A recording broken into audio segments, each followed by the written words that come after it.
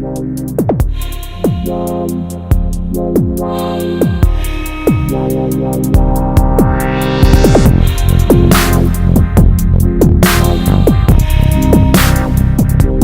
par sa vocation, qui est que le progrès d'une entreprise passe par le progrès de son dirigeant. Si le dirigeant progresse, alors mécaniquement, logiquement, l'entreprise devrait progresser.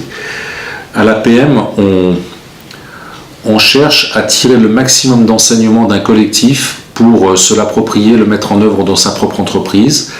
Ce qui est très important à l'APM, c'est l'enrichissement partagé avec les pairs, c'est-à-dire les autres chefs d'entreprise que l'on côtoie dans son club. À l'APM, on a également un expert qui est quelqu'un qui donc vient de l'extérieur et qui à chaque club tourne. Donc il y a 400 et quelques experts au niveau de l'APM qui nous sont proposés. Donc à raison de 10 rencontres par an, ça nous laisse une quarantaine d'années pour faire le tour de l'ensemble des experts.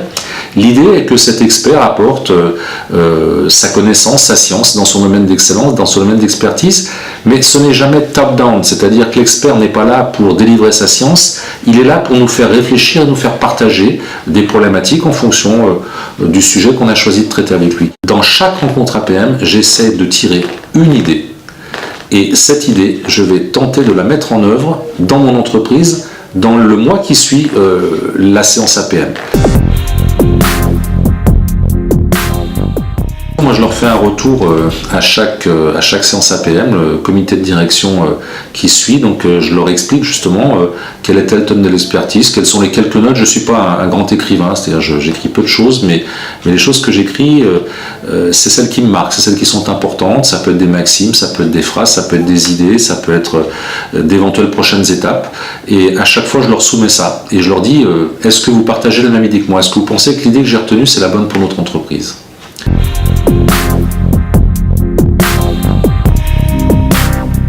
J'ai eu le plaisir et la chance d'être nommé, élu par mes pairs administrateur de l'APM, ce qui m'a permis de rejoindre le conseil d'administration. Et là, on apprend énormément et on réfléchit à la stratégie d'une autre entreprise qui est la maison APM, avec une entreprise que même si c'est une association, on considère comme une entreprise avec un plan stratégique, avec une vocation, avec une vision, avec des valeurs.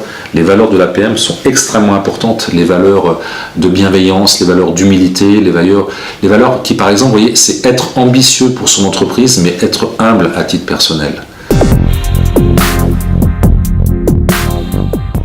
Alors l'APM a une volonté très claire de ne se développer qu'à un niveau qualitatif et en aucun cas quantitatif. On est très content de se contenter de 3 à 4% de progression et de croissance chaque année. Parce que 4%, nous sommes 7500 adhérents et 4%, c'est 300 adhérents supplémentaires chaque année. Donc ce qui est beaucoup. Et ce qui fait que nous serons 10 000 dans une dizaine d'années. Nous étions 5 000 il y a une dizaine d'années, nous sommes 7 500, nous serons 10 000. C'est une croissance qualitative, on ne veut pas grossir pour grossir, on veut assurer un développement à l'international parce que on a... D'abord, il faut préciser que l'APM est 100% francophone, c'est un parti pris, les experts parlent en français, les adhérents parlent tous français et toutes les séances se tiennent en français, c'est une volonté. Former le maximum de dirigeants partout dans le monde, y compris, on a 3 clubs par exemple à Shanghai, et Shanghai, ce sont des Chinois qui parlent français, ce sont des Français qui ont acheté des entreprises en Chine, ou ce sont parfois des expatriés qui s'installent pour quelques années et qui veulent progresser pour faire progresser leur entreprise. Donc l'ambition, elle est là, elle est de développer l'international d'une part, une croissance qualitative et non pas quantitative partout d'autre part, et enfin, on a un vrai sujet aujourd'hui qui tourne autour de la révolution au sens large qui attend nos entreprises et nos entrepreneurs, et ça passe notamment par la jeunesse.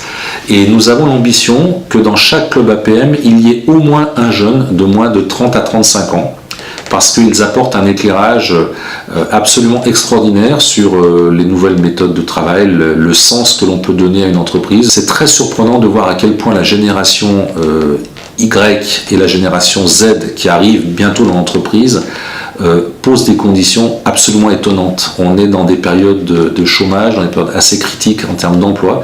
C'est eux qui mettent leurs exigences. Ils ne sont plus là pour qu'on essaie qu'ils essaient de nous convaincre qu'ils sont de bons candidats pour rentrer dans notre entreprise, les questions qu'ils posent, c'est montrez-moi, dites-moi, expliquez-moi ce que l'entreprise peut m'amener à moi. Et en fonction de ce qu'elle pourra m'amener, alors je vous dirai si je suis intéressé pour travailler pour votre entreprise ou pas. On inverse absolument les paradigmes, mais c'est tout à fait essentiel de bien percevoir ça.